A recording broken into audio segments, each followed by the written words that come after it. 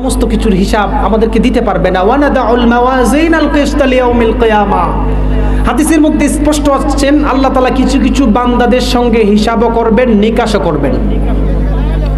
হিসাবও করবেন, নিকাশও করবেন। হিসাব হচ্ছে আপনি একজনের কাছে 20,000 টাকা পান, উনি আইসা বলল ভাই আমি 18,000 টাকা দিছি, 2,000 টাকা দেওয়ার ক্ষমতা আমার নাই, দয়া করে মাফ করো। আপনি বলবেন যা তোর সাথে কোনো হিসাব নাই, মাফ করে দিলাম। এটাকে হিসাব বলে।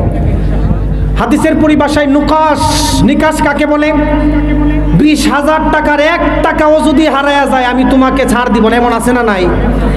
আল্লাহ তাআলা যদি হাসরের ময়দানে কোনো বান্দার সঙ্গে হিসাব করে তাকে জান্নাতে দিতে পারেন, ঠিক কিনা বলেন? আল্লাহ তাআলা যদি কোনো বান্দাকে চায়, হিসাব করলাম বান্দা তোর আমল নামায় কম হয়েছে কিন্তু আমি তোকে জান্নাত দিছি, চলে যা, কোনো সমস্যা আছে? কিন্তু আল্লাহ যদি কোনো বান্দার সঙ্গে নিকাশ করে, নিকাশ, 1 গ্লাস পানি খাওয়ার ইবাদতের যে জিনিস তোমাকে দিছি, 1 গ্লাস পানি খাইছো, এটার হিসাব দাও, চ্যালেঞ্জ করে বলে যায় দুনিয়ার কোনো গাউস কুতুব আল্লাহর নিকাশ থেকে বাঁচতে পারবে না, ঠিক কিনা বলেন?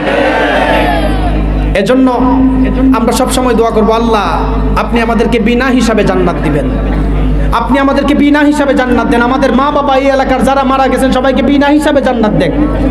বিনা হিসাবে জান্নাত কারা যাবে? 2 শ্রেণীর মানুষ যাবে। কয় শ্রেণীর মানুষ? আরো জোরে বলেন।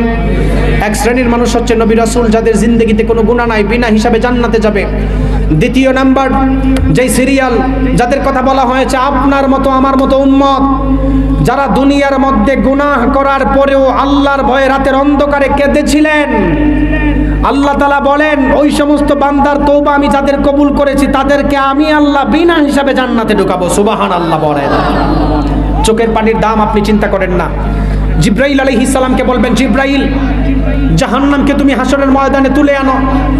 জাহান্নামের হুঙ্কারের কারণে জিব্রাইল আলাইহিস সালাম 70,000 জিনজিল ছেড়ে দিয়ে দৌড় দিবেন। আল্লাহ তাআলা নবীকে 1 পেয়ালা পানি দিবেন, বান্দার চোখের পানি দিয়ে জাহান্নামকে ঠান্ডা করবেন। সুবহানাল্লাহ বলেন। চলে আসছে? আচ্ছা ঠিক আছে।